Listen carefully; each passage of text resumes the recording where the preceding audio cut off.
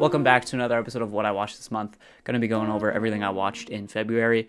Go check out the Letterboxd. Link is in the description down below. First thing I watched here was One Battle After Another. This is my third time seeing it. First two times was in theaters, so yeah, I decided to check it out again, and I enjoyed it even more. The first two times I think I had it at 4.5 stars, decided to bump it up to 5 because it's just so good in every single way imaginable. Like, this time watching it, I was just so enamored with the character work and the humor in this. Obviously I picked up on that, the first two times, but it was just even better on this one. And really, like, the pacing of it and just like the structure of it really stuck out to me on this third watch here. So yeah, I just couldn't really find anything wrong with it on this third watch, so I decided to move it up to 5 stars because, man, it's just so good. There's not much else to say about it. But yeah, next thing I watched here was Hard 8. Decided to check out another PTA film. At this point, the only PTA film I haven't seen is Inherent Vice. Yeah, I didn't love this one, to be honest. It just felt a little bit... obviously this is PTA's first film. It feels like it's it feels like it's borrowing from a lot of things and not really putting its own spin on it, or doesn't really have its own unique voice to it. And that's really all I got for this one. It just doesn't have like the signature PTA quality that I feel like we have come to expect from him now, or that he's developed at this point in his career. Next thing I watched here was The Witch. This was another rewatch. First time I watched this was probably 2 years ago at this point. Obviously directed by Robert Eggers. This is one that people kind of consider to be one of his better films, and I still enjoyed it on a rewatch. I think I enjoyed it a little bit less. Obviously, the thing with Robert Eggers is kind of his commitment to like period accuracy, I guess, and making sure that all the dialogue is very period accurate, all the clothing and the set design and all that kind of stuff is very period accurate, and you definitely do pick up on that. You pick up on those details, and they do make the film feel more immersive. I just felt like some of the child performances here kind of a little bit cheesy at times here, which is something I didn't really pick up on a first watch. Obviously, this is a very like twisted, bleak, dark, hopeless film, and I think it drives home those themes really well. Next thing I watched here was Hamnet. I gave this 3.5 stars as well. This is the story of the real life story that inspired Shakespeare's Hamlet, of course. Paul Mescal plays Shakespeare in this film. Jessie Buckley is amazing in this film. A lot of the discussion around this film has been about her performance, and understandably so. She is incredible in this. One performance I want to point out too is Hamnet himself, the child actor in this. He is unbelievable in this. One of the best child actors I feel like I've ever seen in my life. He just brings such a he almost doesn't even feel like a child at points. He feels so like emotionally layered. It's kind of crazy. It's an unbelievable performance. Yeah, there's points of this that feel a little bit predictable, points that feel a little bit too slow for my liking. But the end really does knock it out of the park with the spoilers, with the stage production of Hamlet finally happening, and with Jessie Buckley's character seeing the representation of her son who passed away on stage is such an emotionally hard-hitting moment. So I think the end really kind of knocks it out of the park. But yeah, didn't super blow me away throughout the entire runtime, but definitely a very emotional film. Next thing I watched here was All That Jazz. Gave this 4 stars. This is kind of the story of a director who is extremely dedicated to his work, and that dedication slowly kind of eats away at him, both mentally and physically. The stage production numbers here are so unbelievably good. That's really the thing that stuck out to me the most here, was just like The music is fantastic. The direction of the stage pieces themselves is so interesting. It really gets like psychological towards the end, where we kind of dive into his mind and we see his own afflictions, his own mental turmoil kind of coming to life as a stage production itself. It really feels like kind of who the director of this really was almost making like a biopic. It feels very personal in that way, that like only a director could make this. If that sounds stupid to say, but hopefully you understand what I'm saying. It feels like this director is putting a lot of their own artistic kind of experience in this film and channeling that through the main character here. Next thing I watched was Together. This was a horror film that came out last year, and essentially, spoilers, the synopsis or the idea of this film: this couple, they stumble upon like some mystical pool underground. They fall through a hole. They end up having to drink the water. Apparently it like gives them some sort of curse or something, where they slowly become physically like melded together. There's like this beyond physical kind of attraction between the two of them that eventually makes them become, one person. And it's you'll find out ultimately it's driven by this cult, and there's all this cult stuff going on, and it's crazy and it's wacky and it's wild. Ultimately, I like what this film is going for. I like the premise. I like the concept. I just think in execution, could have been done a little bit better. I don't really care for either of these characters. They feel a little bit bland in my opinion, and a little bit basic. I think what it's saying about attraction and, this couple that at the beginning of the film is very like, there's some turmoil going on. They're not fully sure of this relationship, and they're not fully sure if they love each other. And then obviously taking that to the physical extreme of them literally being glued together or becoming one is kind of silly and kind of very on the nose. But yeah, like I said, I like the concept of this film. I think it could have been done a lot more interestingly. Next thing is something that I absolutely hated. I feel like I'm being very negative in this month's video, but yeah, a lot of the stuff I watched this month just didn't really impress me. This is one of those. Primate, I gave it 1 star. It came out in 2025, a horror film. It was just so unbelievably stupid, traditional slasher tropes are going on in this thing. But I just couldn't care. It's just a bunch of rich kids. It's a bunch of flavorless characters. Unfunny writing, predictable story. The primate, the monkey, the chimp in this movie is all practical. It's a guy in a suit, and it's so funny because you can just so clearly tell that it's a guy in a suit. Now, I'm kind of like in favor of doing this practically, because I think like something like this, you would just tend to automatically jump to like CGI and VFX, and I'm sure there are parts of that, because there's moments where this chimp is ripping people apart, where it would kind of have to be CG or some altered in that way. So I do kind of appreciate the fact that it's partly practical, but it's just kind of a rough costume, to be honest. I think it could have been a lot better, and that kind of takes me out of the immersion of this a little bit. So yeah, I was just mind-numbingly bored by this, and I didn't really enjoyed it all. So I wouldn't suggest it. I wouldn't recommend it. Next thing I watched here was Her. I gave this 4 stars. I enjoyed this quite a bit. I watched this right after Valentine's Day, so kind of fitting. Obviously there's a lot of themes of attachment to technology in this film, specifically AI, that is kind of more prevalent now, even compared to 2013. So this film is kind of ahead of its time in that way. This film looks beautiful. I love the bright colors to it. It's so like, it does feel very 2013, and it feels kind of very like millennial hipster in that way.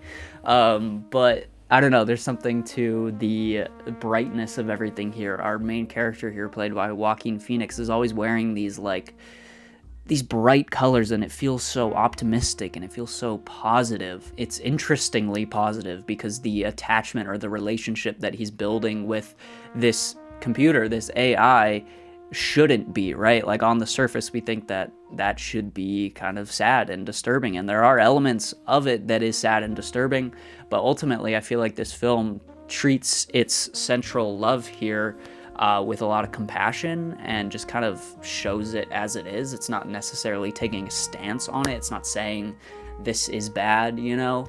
So I do appreciate it because of that. Some of the humor here is great. And yeah, I think this, again, is kind of ahead of its time and has a lot of interesting things to say about our attachment to technology. So really enjoyed it, would recommend. Next thing I watched here was Send Help. I saw this in theaters. This is the newest film from Sam Raimi, who of course directed things like Evil Dead, the first Spider-Man trilogy as well. And yeah, I wanted to enjoy this more than I did, for sure. I think I think people are building this up to be a lot, at least what I was seeing before I went and saw it, people were building this up to be a lot more wacky and wild than it actually was. There's certainly moments where things get violent, where things get over the top and absurd in typical Sam Raimi style, but it's not as crazy as you would think, you know? Like, the premise is these two, this boss and this worker, and the employee get stranded on an island. Obviously, they kind of hate each other, and they end up having to kind of work together to survive. Bunch of crazy stuff happens, you know. I don't want to spoil it fully, but I just think, like, you could have leaned into the more wacky and wild elements here. I think it's trying to find this balance of something that will be appealing to general audiences while also still having some of Sam Raimi's typical kind of, again, practical effects and absurd violence. Didn't fully work for me. Some of the pacing here is kind of rough, like the halfway point of this movie, like the second act, is really slow and really doesn't develop these characters in an interesting way at all. It just feels very repetitive. Next thing I watched here is one that I absolutely loved. Saw this in theaters. I didn't really know anything about this film going in. This is Nirvana, the band, the show, the movie. Give it 4.5 stars. Simply put, this is the funniest movie I've seen in a long time. I'll quickly describe the premise here. It's kind of based off of a web series that eventually turned into a TV show, and now it's a movie. It's about these two guys that are wanting to be famous musicians, and their ultimate goal is to play a show at the Rivoli, which is like a concert venue in Toronto that apparently is held to pretty high regard, at least by these guys. So that's their ultimate goal. That's the premise. They're trying to play a show at the Rivoli.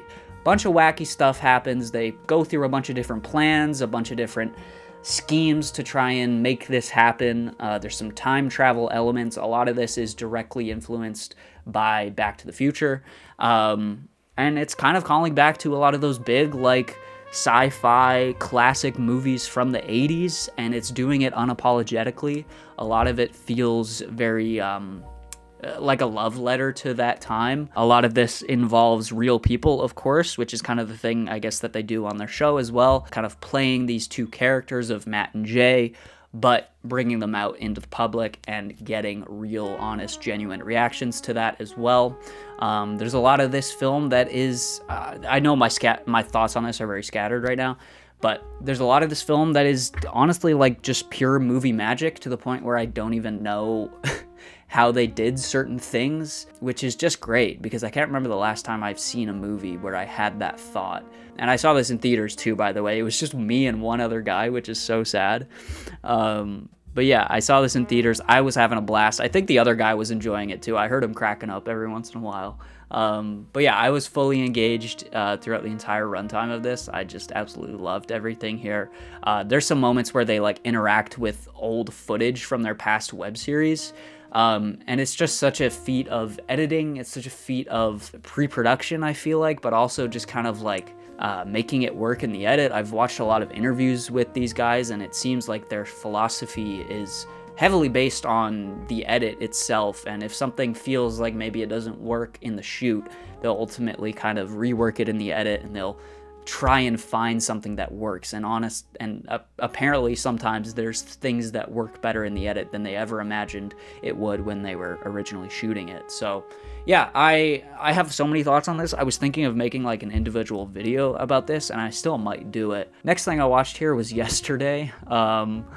This is such an overly cheesy, bland, corny film here. Essentially, the premise is something there's like a lightning strike or some glitch in the Matrix happens, and during that time, everybody in the world forgets who the Beatles are. Their songs don't exist. Their music doesn't exist, except for this one guy. This one guy, our main character, remembers the Beatles. He knows, and essentially he takes those songs, he writes them, he records them as if they're his own, he takes credit for them, he gets ultra famous, he becomes like the best songwriter to ever exist. Where this film goes wrong, it feels so fan servicey to specifically like Beatles fans, but like in a very obvious and bland way. Like obviously they're playing the hits here, you have to, but I just don't understand what this movie is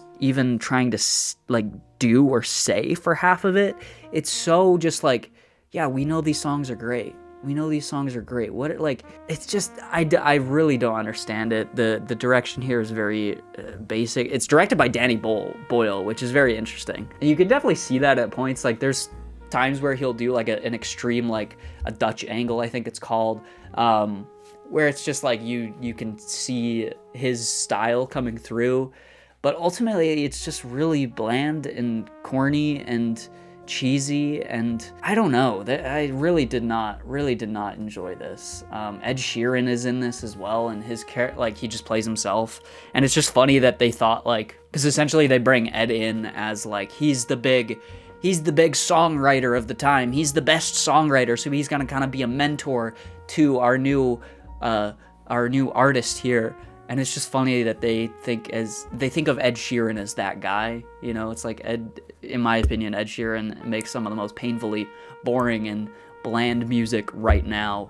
And I know he kind of didn't start out as that. I know he started out as this like exciting new singer-songwriter, but I just never saw the appeal in his music. And I just think it's funny that they assign that mentor status, or like he's the greatest songwriter right now, so let's bring Ed Sheeran in. Next thing I watched here was The Dirties. Okay, this is directed by Matt Johnson as well, same guy that directed Nirvana the Band, the Show, the movie. Of course, he's one of the two main characters in Nirvana the Band, the Show, the movie. He's also the main character in this film here. Yeah, this film is kind of very similar to Nirvana the Band, the Show, the movie, in the sense that it's a lot of it is real, a lot of it feels very documentary based, a mockumentary, you might say. Ultimately, this film is about two guys that are making a film in school for a school project. The film is not received as they would like it. They have to make edits to it. They have to sacrifice their artistic vision a little bit.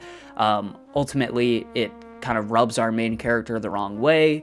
He's kind of an outcast. He kind of gets bullied a lot, so he ends up, spoilers, he ends up shooting up the school. There's part of this movie where everybody thinks it's just like a joke. He's playing it off as if it's just going to be a movie. They're shooting a movie, and you know, in his mind the entire time he knows he's going to be doing this for real. It's really, I don't know, it's very interesting because it just feels very honest and truthful to who Matt Johnson is, you know? It feels like he probably had this experience of making a film in high school and people not loving it, and obviously he didn't resort to shooting up the school, but that is something that, you know, is a very real thing, and it feels like it's an ode to that time in, you know, a filmmaker's life, and it's very beautiful because of that. Next thing I watched here is another documentary, Crumb. This is the documentary of and story of Robert Crumb, who's an American cartoonist. Man, I need a water or something. I'm losing my voice. Yeah, I enjoyed this film in a very like removed sense. Like this guy is disgusting. His whole family is disgusting. His views on pretty much everything are kind of disgusting. And I think that's, you know, that's not necessarily a bad thing. You don't have to agree with the subject matter going on in a film or a documentary. You don't have to agree with the people. So yeah, I have a very removed perspective in terms of I don't agree with a lot of the things in here, but nonetheless, it's a very interesting look at this artist. And I think that's really all it is. It's, you know, he's a very interesting person. Diving into his mind is very interesting. The way he speaks is very interesting. his ideas are very interesting. His artwork is extremely interesting. It's very vulgar and I don't know if vulgar is the right word, but there's a lot of, you know, sexual undertones to it that feels very damaging and violent and disturbing. But then simultaneously, there's a lot of his artwork that feels like kind of a critique on modern American culture, that is, you know, very interesting and very honest to who he is. So there's parts of like him that I kind of admire in a strange way, but other parts that of him that are absolutely disgusting. And it really just makes for a very interesting dive into this guy's psyche. Last thing I watched here, last night I watched The Materialists. I gave this 2 stars. I was not a huge fan of this. This was, I guess, kind of being marketed as like a rom-com. It's not funny. I don't think it's trying to be a rom-com, to be honest. It's more of like a drama with romantic elements. You know, it's kind of got this typical rom-com structure, though, of like a love triangle. You know, our main character works for a matchmaking agency or whatever. She meets this rich guy.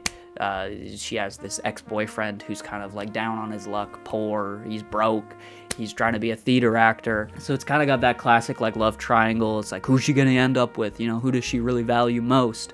But I think this film's look at love and intimacy and attraction is so unbelievably lifeless, and I think that's like, I know that's the point. These people are so superficial and materialistic, as the title suggests, but you know, it's at what point can I like have compassion for these characters or feel for these characters at all? And I think that's like 90% of what makes a romance film great, is being caught up in the romance and feeling it and feeling the love. And I just don't feel the love in this film at all. These people are so insufferable and uninteresting, and I just do not like them at all. And maybe you can say that's kind of what it's trying to say. It's trying to talk about, you know, the idea of how some people see romance, they see love as nothing more than like a business deal, you know? It's like, what value is this person going to bring to me? And I think that's an interesting idea, but found myself extremely bored by this film. The writing is thinks it's so much smarter than it is. These characters do not talk like real people at all. The conversations do not flow naturally at all. There's so many like weird long pauses between lines where like you know like the people making this movie, that they're like, they think they're eating, you know, they think they're cooking, but it's just so stupid, man. Those are my thoughts on Materialists, and that's what I watched this month. Hopefully you guys enjoyed this video. I do feel a little bit, you know, these videos are usually very scatterbrained with my thoughts. I don't have a script or a plan going in. I just do it off the top of my head. I felt very scatterbrained in this video, though, I will say. That's what I watched in February. Hopefully you guys enjoyed. If you did, leave a like, subscribe, and I'll see you guys in the next one. Peace out.